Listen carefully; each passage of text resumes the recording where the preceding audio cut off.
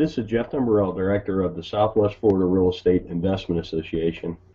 Here to talk about real-world real estate investing part one. This is going to be the first video in a longer series of videos. This mirrors presentations we have been doing in the Southwest Florida REIA for the last 3 months.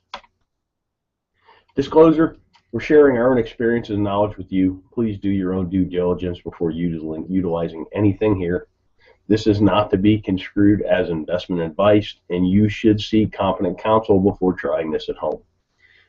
In the past 3 years, we've assisted and advised and had ownership interests in several private equity entities that employed over $14 million in capital in the Florida market, which gave us not only unique insight as to the amount of business we've done, it also gave us some great insight into how institutionalized investors employ capital.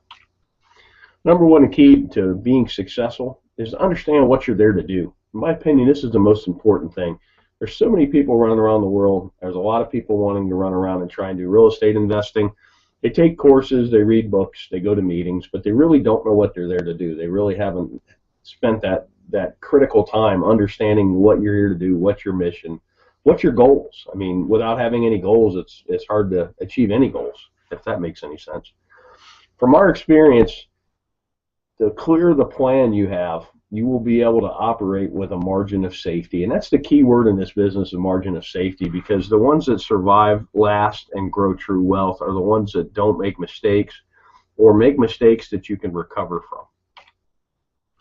Investing in real estate. Investment is the purchase of an asset or an item with the hope that it will generate income or appreciate in the future and be sold at a higher price. Keyword, the future for investing.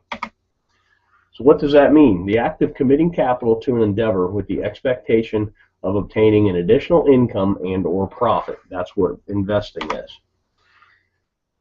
Something I've learned over the years is kind of like a narrative. It's a why in the road when you're talking to somebody that's in real estate. Are they a trader or are they an investor? Investors buy and hold. They get a return from the assets they own. Traders wholesale. Traders fix and flip. Nothing wrong with it. I do it. I've done it in the past. I'm trying to do it again today. I'm doing a marketing campaign as we speak, looking for contracts to wholesale. With that said, it's two different narratives and even two different valuation processes, investor versus trader. You need to recognize the difference between the two. Basic questions for an investor. How much capital are you employing? What's your desired rate of return? When are you going to need this capital back? And then what's your risk tolerance? Those four questions are how you determine what you're there to do. Then we'll talk about capital. There's an opportunity cost of capital, and particularly when you're raising capital, which I've been part of some private equity raises, you really need to understand what other opportunities are out there for investors, because generally why would you buy a piece of real estate that pays you 2% a year with all the headaches associated with that, when you can, if you could at the same time own a CD at 5 with none of the headaches. Give you a chart on 10-year T-bills, talk about opportunity cost. You can really see the recession, the Lehman Brothers crash really killed yields, but it's killed yields no matter what. I mean, pretty much at the time I'm talking about this, yields for a 10-year T-bill are bouncing between 2.6 and 2.8%. That's a terrible yield, particularly with the amount of money they're printing. Then you go back 10 years, and this is why investment real estate has become so popular, because it's one of the few places you can get a yield. Here's CD rates from 1984 on, and if you notice, about early 2000s, everybody got excited about real estate, and that's because the CD rates of return just continued to go down. So right now, my God, on a 1-year CD, you're getting not even 1%. That makes real estate attractive, and that's something to watch as well.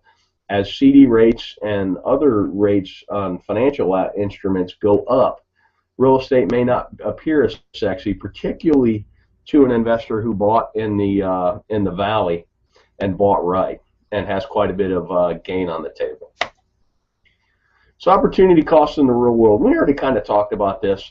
Most investors we know are looking for at least 6% a year. I know guys that are even looking for 15, and that's a cash on cash, not an internal rate of return. That would be a whole nother video that could be a whole day's worth, understanding the difference between the two.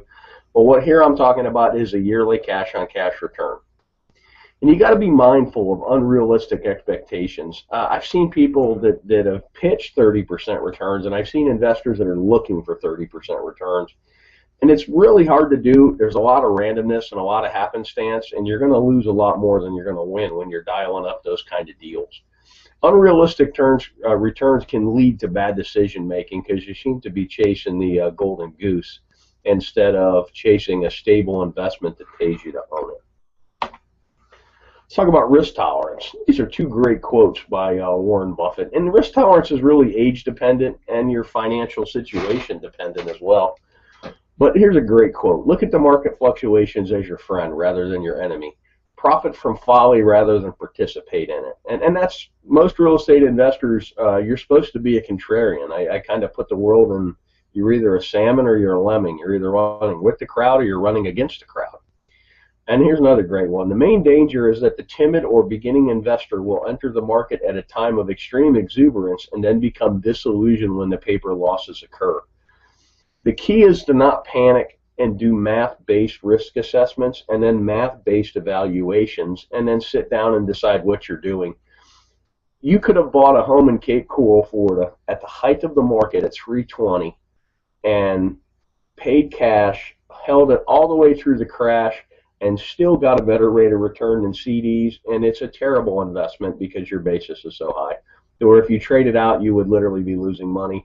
But it's sad but you actually would have outperformed the CD, and that's kind of a interesting thing. We did some case studies of people that had bought at the top and had they held and if they had mortgages, and I think that video is on our YouTube channel as well.